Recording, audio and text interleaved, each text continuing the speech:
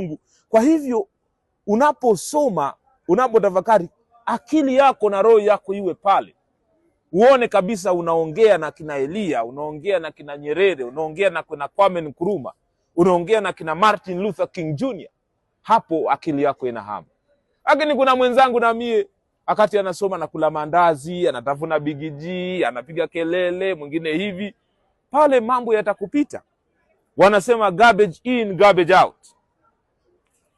Wewe kuwa mwanafunzi ambaye unatamani sana kuelewa siri za ulimwengu huu.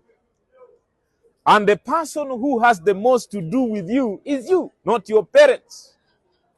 Wazazi watakusukumeni mpaka hatua fulani watakuacha.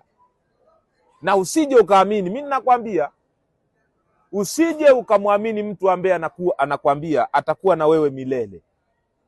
Hiyo sio ukweli. Hata wazazi wako hata ingali wanakupenda sana, itafika pahala mtaachana. Ama wewe uende waache, ama wao waende wakuache. Wengine watakwenda Jongomeo njia ya marahaba, utaondoka kufika pahala. You will have to figure it out life by yourself. Now, be wise, be intelligent. Anza kujifunza kwa ari isiyokuwa na mipaka sasa. Kama yako maswali bado haujauliza wazazi wako, sasa uliza yale maswali. Kama unadhani yako maswali bado kuuliza walimu wako, uliza yale maswali sasa. Kwa sababu itafika kipindi walimu watatengwa mbali nawe kidogo usiwaone, na wazazi wenyewe watatengwa mbali nawe kidogo usiwaone. Hasa utamuuliza nani yale maswali? Uliza namna baba na mama walipopatana. Ni nini hasa kilimvutia baba yako kwa mama yako, ama mama yako kwa baba yako? Uliza mambo ya msingi, kwamba mzee ulifika hapa kwa namna gani, upate kuzijua na siri za mafanikio. Kwa hiyo nataka pia nirudie usemi mmoja aliusema Martin Luther King Jr. wakati anazungumza na wanafunzi wa Barrett Junior High School Philadelphia mwaka 1967.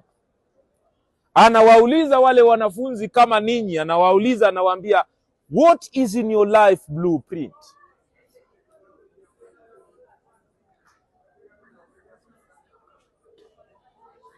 Naelezwa naweza nikaachwa nikizungumza nanyi wakati mrefu.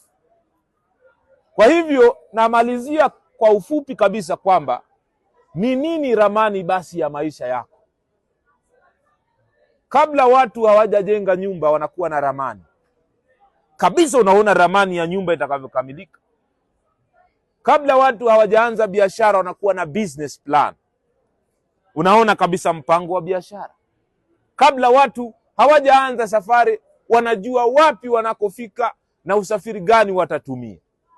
Sasa mimi nakuuliza, wewe unataka uende wapi? Kwa sababu Waswahili wanasema, if you do not know where you are going, you have reached. Kama hujui unakwenda wapi, umekwisha kufika tayari. Na kama haujui unaenda wapi, basi huwezi kupotea njia.